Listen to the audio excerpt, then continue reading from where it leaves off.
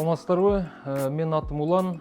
Мен Бишкек шаарында маршрутканын айдоочусу болуп иштейм. Опытный водитель болуш үчүн, эгерде эл ташуу үчүн бир жок дегенде бир 3 жыл тынымсыз айдаш керек.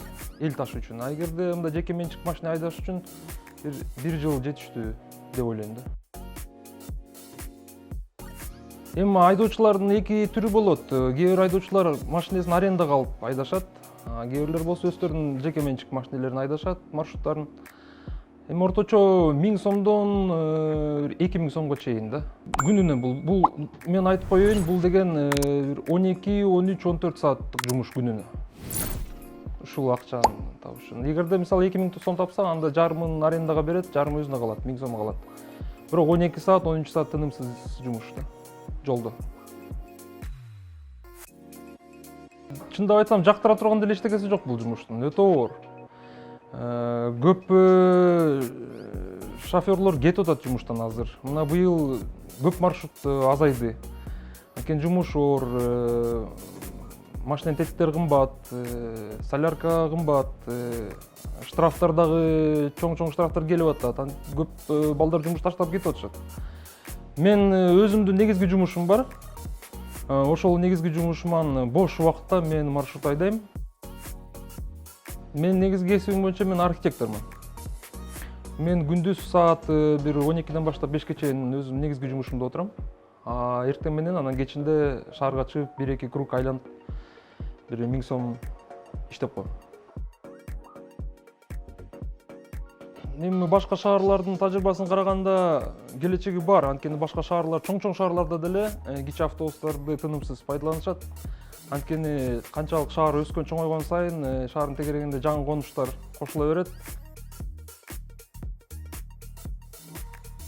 Албетте, камералардын иштеп башташы менен тартип көбөйдү шаарда. Тартип көбөйдү. Баягы илгеркидей жолунган урунган айдоочулар азайды. Бирок ошо менен бирге жана пробка деген, тыгын деген чоңойду. Ошончон маршруттар убактысынан кечирээк жүрүп калып атышат да. Анан шаардык жүргүнчүлөрдүн негизги нааразычылыгы ошол болот. Маршруттар кеч келип атат дейт. Аракет кылабыз, бузбаганга аракет кылабыз. Бирок буза турган деле жер калбай калды да. Жердин баары жакшынакай разметка чийилип атат, светофорлор жакшынакай иштеп атат. Бузганга деле чоң жолдордон итак эле буза албайсың. Майда чүйдө жолдордон шашпайсың, жай эле жүрөсүң, аяктан практически бузбайбыз деле. Мен Кыргызстанда могул жана жеке менчик машина айдаган шопурларынын мында жолдо машина айдоо маданиятын кичине өзгөртсө деп суранат элем. Маршруткаларга жол тогулганга аракет кылышат да, көп водительдер. Өткөрбөйт, же болбосо атайлап туруп алат, же айдай бейет. Как душман катардай мамиле кылышат да, мен түшүнбөйм эмнегедир. Мен айтам кээ бир шопурларга, байке өткөрүп койчу. Десем, өткөрбөйт, мен айтам, уялсаң болом, аякта менин ичимде 15 киши туруп алып кетип баратат, бири-бирин жыттап. Сен жалгыз отурасың персональный машинанын ичинде. Ошолорду сыйлап коюп өткөрүп койбойсуң десем, анан уялып кээ бирлер өткөрүп кетет. Ошол мен өзгөртөйүн дегеним, элде кичине сабырдуулук, айкөлдүк, өзгөчө жолдо жүрүп баратканда айкөлдүк, сабырдуулук, бири-бирине түшүнүү, сыйлоо деңгээли көтөрүлсө жакшы болот. Негизи жалпын айтканда Кыргызстан өнүгүп келе жатат. Өнүгүп келе жатат. Саясий жактан дагы, экономикалык жактан дагы, маданий жактан дагы өнүгүп келе жатат. Бирок эл бир жалпы ынтымакка келе албай атат да. Ар бир адам өзүнүн жеке эле кызыкчылыгын ойлоп эле, меники ишим оңолсо, анан меники эле сонун болуп турса, башканыкы мага баары бир деген мамиле менен жашап атабыз да биз азыр. Улуу бир ынтымакка келсе, көп нерсе өзгөрөт эле. Ушу Кыргызстанда калып окууну улантам деген ой менен мектепти бүтүш керек да. Туура маалымат, туура билим киргизиш керек. Ошондо алар не только патриот, но и Кыргызстанга жарай турган адис болуп өзүн көрүш керек да келечекте. Эгерде бала мисалы химиядан же физикадан бир формуланы билбей калса, мугалим урушат. Андан көрө мектеп үйрөтсүн да, кантип жолдон көчөдө жүргөндө аман калыш керек. кандай учурларда кырсык болуп кетет, кандай учурларда жанакындай бузулган тамактарды жегенде эмне болот, үйүңөн өрт чыкса эмне кылыш керек, суудан уланган эмне болот. То есть мектептен баланы элементарный жашоодо боло турган кырсыктардан аман алып калганга үйрөтүш керек мектеп. Анан экинчи очередь анан билим бериш керек физикасы, математикасы, химиясы. А бизде азыр 11 класстын баласы үйүнөн өрт чыкса барып суу чачат электр прибордун үстүнөн мисалычы. Негизи саат 6:30-7 баштаса болот менин жумушумду. Маршрут. Анан түнкү саат 12 чейин жүрө берсе болот. Сөзсүз түрдө биз өтөбүз, наркологду өтөбүз, техникалык тейлөөнү өтөбүз, техосмотр деп коет, ошону өтөбүз. Анан диспетчерибиз карайт.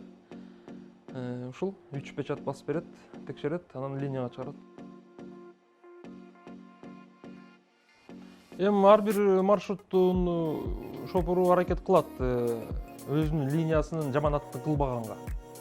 Колдон келишинче жүргүнчүлөргө сылык мамиле кылат, сураган жерден токтоп берет, орой сүйлөбөйт, аракет кылат, жакшы эле жүрөт.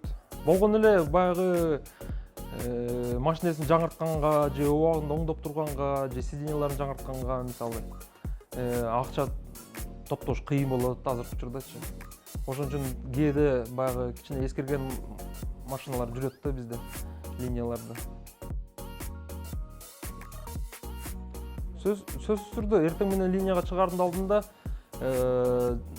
жанакындай самын суу менен бир сыйра ручкаларын жууп, кадимкидей ичин баарын таза кылып жөнөтүп турат. Ал сөзсүз болот. Ар кандай пассажирлер түшөт, ооба. Мен бир жолу Ош базардан бир эжекке түшүп алып, Асанбайга келип алып, Ош базарга келдикпи деп сураган да. Өзү Ош базардан түшкөн. Кээ бирлер бар, эми көбүнчөсү баягы телефонун карап атып, кулактарынан бирдеме сайып алып, анан телефон карап атып өтүп кетишет түшө турган жерлеринен.